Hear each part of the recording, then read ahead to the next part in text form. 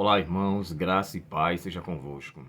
Olha, eu confesso para vocês que depois dessa lição de hoje, eu comecei a rever meu conceito em relação aos dízimos e ofertas. E eu confesso para vocês que eu não tenho nenhum tipo de problema quando eu revejo um tema, um assunto, e eu mudo meu pensamento.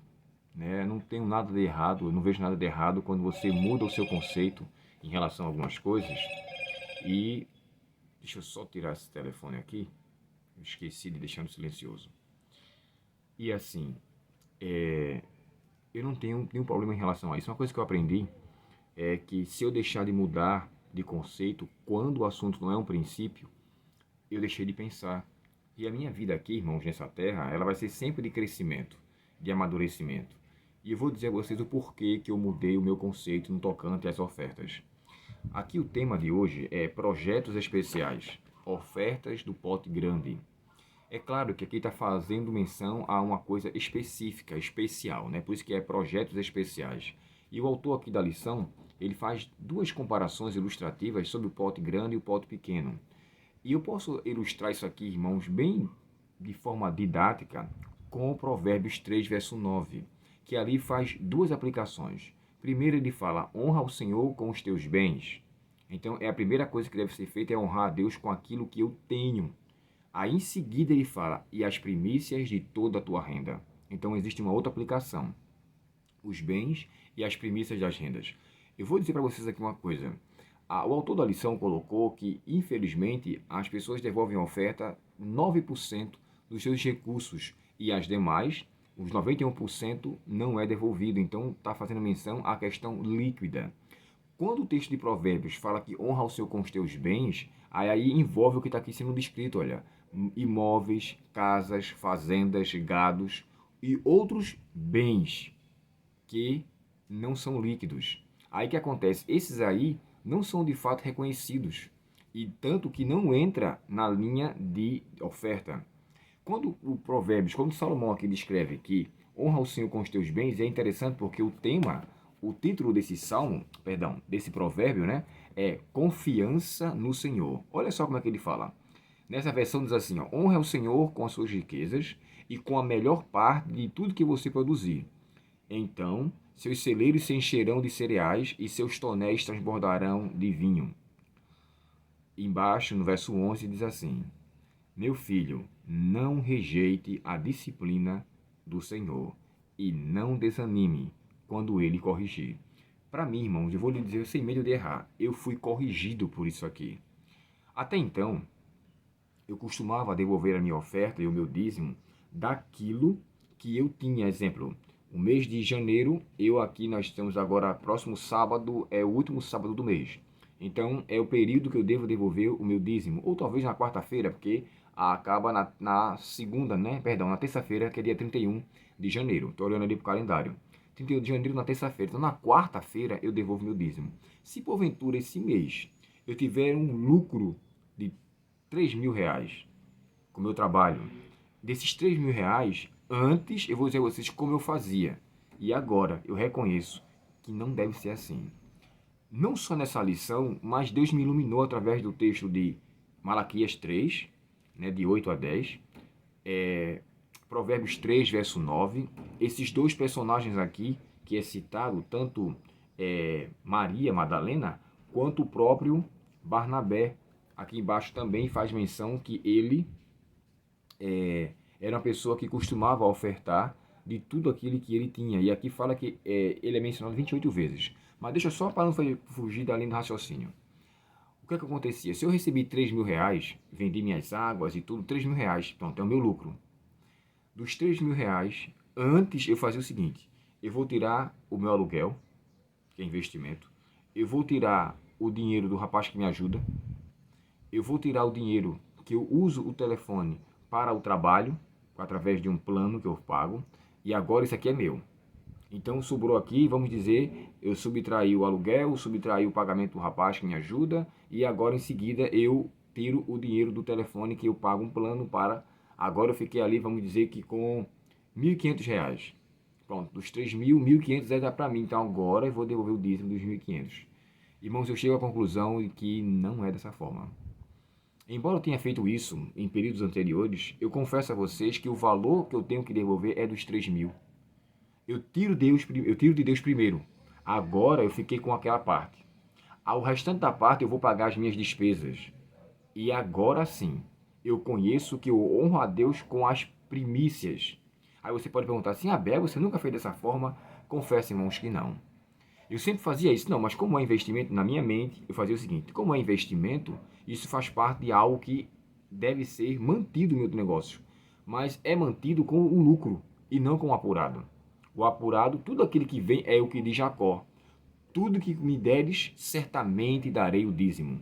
Para uma pessoa que é assalariado, ele pode então somente tirar, porque não vai haver os descontos ali. E quando há os descontos, na semana retrasada eu estava pregando numa igreja e um ancião me procurou fazendo um questionamento sobre a questão da mulher que recebia o seu salário e dava e pagava, né, tirava ali o imposto de renda.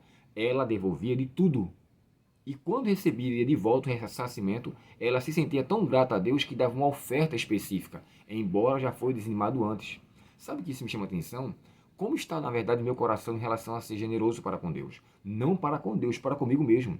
Porque se o fato de eu devolver a oferta me deixa isento de cobiça, de egoísmo, de avareza, então eu estou fazendo investimento para mim mesmo. E crer, é como diz o título do Salmo, perdão, do Provérbios, confiança no Senhor. Eu tenho certeza, irmãos, mas eu tenho certeza de que quando isso for colocado em prática, eu não vou viver em menos condição do que antes. Muito pelo contrário. Olha só, hoje é 26 de janeiro. Eu vou começar a fazer isso nesse mês. Eu espero daqui a um tempo poder fazer um outro vídeo para vocês. E quando eu for fazer, eu vou mostrar a experiência que se tem. Eu pedi a Deus perdão. Senhor, eu fazia porque a luz da minha mente era dessa forma até então. Agora eu reconheço que o Senhor tem que estar em primeiro. Jacó disse isso. Tudo que deres, certamente devolverei o dízimo. O próprio Salomão aqui, o sábio, no Provérbios, na verdade, ainda tenho dúvida se foi Salomão ou não, mas infelizmente, melhor dizendo, como a maioria dos provérbios é de Salomão, eu vou atribuir aqui a Salomão. Não sei se foi Agur, se foi algum outro, mas enfim, vamos dizer que seja Salomão. E nas palavras de Salomão aqui, as primícias e os bens de Deus, que Deus nos dá, deve ser devolvido. E aqui é aplicado. Um exemplo. A minha mãe tinha o hábito de devolver o dízimo quando ela recebia o dinheiro dela, que ela recebia uma pensão, e minhas irmãs sempre davam um valor para ela, todos os meses. E exemplo, se fosse hoje, cada irmã minha me desse a minha mãe, R$ 300. Uma dava 300, outra dava 400, pronto, estava lá R$ 700. Eu sabendo disso, eu perguntava assim, mãe, a senhora não vai devolver o dízimo desse valor? Não, eu tenho que devolver daquilo que é do meu suor, do meu trabalho. Aí eu disse, mas isso não são bênçãos de Deus? Ela disse, não, bote assim.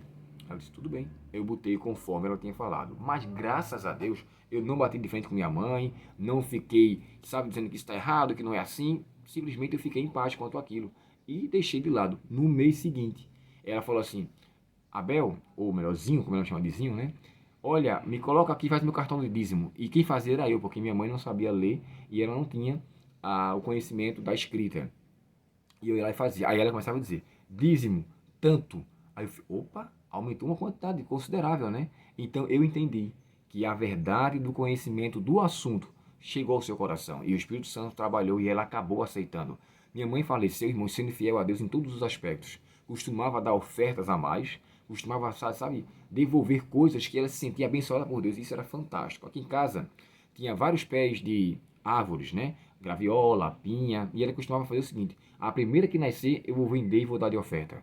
Ela fazia isso e ela fazia constantemente. Agora, eu quando observei essa expressão, o pote grande é o todo, então eu tenho que fazer valer o todo. O pote pequeno é aquele que eu começo a liquidar, a diminuir, a subtrair, a deixar com que isso se torne menor. E agora eu entendo, particularmente, respeito quem faz de forma contrária, que aqui, quando Maria devolveu os 300 denários de tudo que ela possuía, irmãos, cada denário era um trabalhador de um dia. Então aqui, ela trabalhou cerca de um ano, ou melhor, ela estava pagando o valor de um ano, ou dando a Cristo o valor de quase que um ano de trabalho. Considerando que naquela época, cada mês equivalia a 30 dias, então tinha-se ali praticamente 360 dias. Logo, ela trabalhou 300 dias, ou seja, o valor que se tinha, se fôssemos fazer uma contabilidade para os nossos dias atuais, um salário hoje está em torno de 1.300, né? Eu acredito, vamos dizer assim, 1.300. Então, daria em torno de quase 15 mil reais. Em torno de 15 mil, né? 13 mil, com mais 2.600, vamos lá, 15.600. Então, vamos arredondar para 15 mil. Então, o valor que ela devolveu aqui foi de 15 mil reais. Já diferente de Judas, que o coração mesquinho e avarento fez com que ele vendesse o seu salvador por 30 moedas de prata. E eram as mesmas condições, né? Os 30 denários que foi concedido. Mas sabe, eu tenho que reconhecer que Deus me abençoou em tudo. Eu tenho que devolver a parte do tudo que Ele me deu. E Ele não pede tudo, né? Ele pede só uma parte. Então eu concluo para vocês o seguinte. O pote grande é o pote de todos os bens que Deus me confiou. Aqui é um honra ao Senhor com os teus bens. E eu levando em consideração, eu entendo que é isso realmente o que Deus pede de mim. Ele quer com que eu reconheça. E eu peço perdão a Deus, Senhor, olha, até então eu fazia assim, assim, assim, mas agora, pela tua misericórdia, me ajuda a ser fiel a ti e acreditar que o Senhor concederá a mim, como diz o texto logo no início, confiança no Senhor. Confiar em Deus é a única e melhor salvaguarda para toda a mesquinhez, avareza e egoísmo. Confiei no meu Senhor, como diz o hino, e ele me ouviu. Do pecado me salvou e a vida em mim surgiu. Que Deus, portanto, nos abençoe e nos conceda a graça do esclarecimento e que andemos, né, como diz o texto de Provérbios, acho que é o 4, verso 8, quando chega a dizer assim: pois a vereda dos justos é como a luz da aurora, que vai brilhando mais e mais até ser dia perfeito. É 4:18, tá? Não é 4:8. O caminho dos justos é como a primeira luz do amanhecer, que brilha cada vez mais até ser dia perfeito. Então, é assim que a gente vai crescendo. Eu não tenho nenhum problema com mudança de opiniões, de ideias, desde que Deus me fale ao coração. E agora eu entendo a melhor forma, ou melhor, a melhor dádiva, como diz o hino no nosso cenário adventista. Oremos ao Senhor. Querido Pai Celestial, obrigado, Senhor, pela tua palavra. Obrigado pela luz do teu conhecimento. Eu tenho muitos desafios, Senhor, financeiros aqui com minha vida, com o meu futuro casamento, com aquilo que eu tenho que desempenhar para a minha vida e gastos que serão feitos.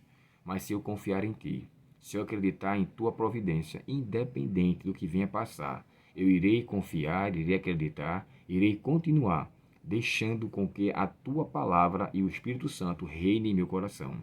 Te peço, Pai, que me perdoe os pecados, nos perdoe os pecados, que cada pessoa que for assistir esse vídeo tenha a bênção da iluminação do teu Santo e Bom Espírito, e que deixemos, Senhor, de lado o embaraço, aquele que corrói a nossa adoração, aquele que compromete, e que nós, Senhor, tendo a consciência que o Senhor nos deu do pote grande, pois o Senhor nos deu de tudo, que nós saibamos devolver-te também do pote maior.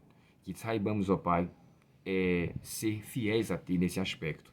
Dá-nos a Tua bênção, o Teu perdão e permanece conosco. Dá-nos a Tua paz e que a Tua palavra guie nossa vida em nome de Jesus. Amém. Deus muito te abençoe, tenha um ótimo dia em sua presença e que a palavra do Senhor seja para você lâmpada para os seus pés e luz para os seus caminhos. Até o próximo estudo. Até logo.